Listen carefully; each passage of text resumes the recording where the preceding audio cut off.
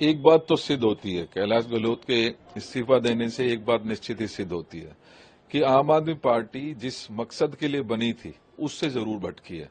और कहीं ना कहीं उनकी जो प्रायोरिटीज थी, चाहे भ्रष्टाचार की बात हो या यमुना की सफाई की हो, वातावरण की हो या दिल्ली के डेवलपमेंट की हो, वो कहीं ना कहीं अपने उस लाइन से तो जरूर भटकी है।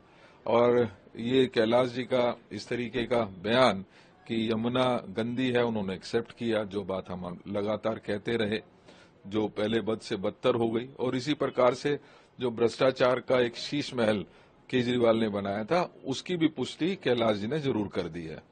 जहां तक कैलाश गहलोत के खुद के इस्तीफे की बात है, एक बात ये भी सिद्ध होती है कि आम आदमी पार्टी के अंदर चीजें दो ही हैं, भ्रष्टाचार में सब लिप्त है।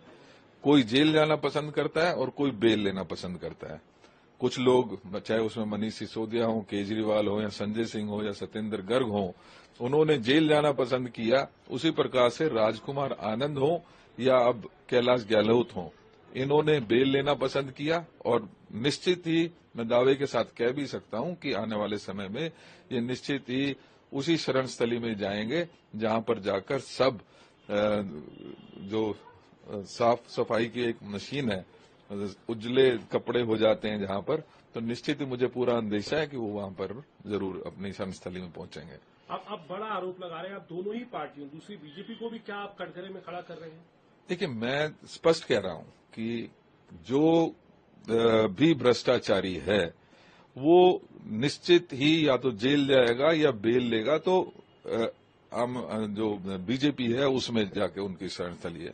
राजकुमार आनंद जी को, हमारे राजेंद्र पाल गौतम जी थे, उनको पार्टी ने जब निष्कासित किया तो उनके पास दो जगह जाने की थी। अगर वो भ्रष्टाचारी होते तो निश्चित ही बीजेपी में जाते, लेकिन उन्होंने चुना कांग्रेस पार्टी, क्योंकि कांग्रेस में भ्रष्टाचारियों के लिए कोई जगह नहीं है, उनको छिपाने की कोई जरूरत नहीं है किसी चीज की। लिहाजा राजेंद्र पाल गौतम ने कांग्रेस चुनी और जिनके खिलाफ भ्रष्टाचार थे, जिनको भ्रष्टाचार से डर लगता है, वो निश्चित ही अपनी शरणस्थली में जा रहे हैं। देखिए, दिल्ली की राजनीति में आम आदमी पार्टी और भारतीय जनता पार्टी, जिनसे लोगों का विश्वास उठ चुका है, लिहाजा वो एक कोशिश में है कि किस तरीके से दूसरे व्यक्ति को अपनी पार्टी में लेने की होड़ लगी है।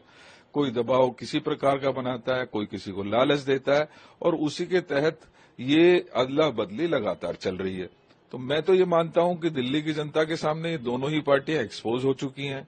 लिहाजा आज कहीं ना कहीं जो, आपको मालूम है, दिल्ली न्याय यात्रा पिछले 8 दिन से लगातार सड़कों पर है, और जो रिस्पांस दिख रहा है वो कहीं ना कहीं उसी का नतीजा है कि दिल्ली की जनता ने तय कर लिया है कि बीजेपी जो बात करती थी जो बात करती थी महंगाई और बेरोजगारी को मिटाने की, आज कहीं ना कहीं देश को बांटने में लगी है।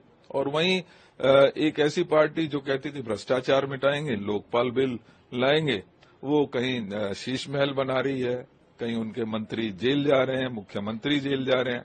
लिहाजा आज कहीं ना कहीं दिल्ली की जनता के प्रेशर में, क्योंकि दिल्ली की जनता से ये दोनों पार्टी अपना विश्वास खो चुकी हैं, वो कहीं ना कहीं कांग्रेस। अगर आप ये वीडियो YouTube पर देख रहे हैं तो हमारे चैनल को सब्सक्राइब कर बेल आइकन दबाएं, और Facebook पर देख रहे हैं तो हमारे पेज को लाइक करें। 8 मिलियन प्लस सब्सक्राइबर, आपके इस भरोसे के लिए बहुत धन्यवाद। अगर आप ये वीडियो YouTube पर देख रहे हैं तो हमारे चैनल को सब्सक्राइब कर बेल आइकन दबाएं, और Facebook पर देख रहे हैं तो हमारे पेज को लाइक करें। 8 मिलियन प्लस सब्सक्राइबर, आपके इस भरोसे के लिए बहुत धन्यवाद।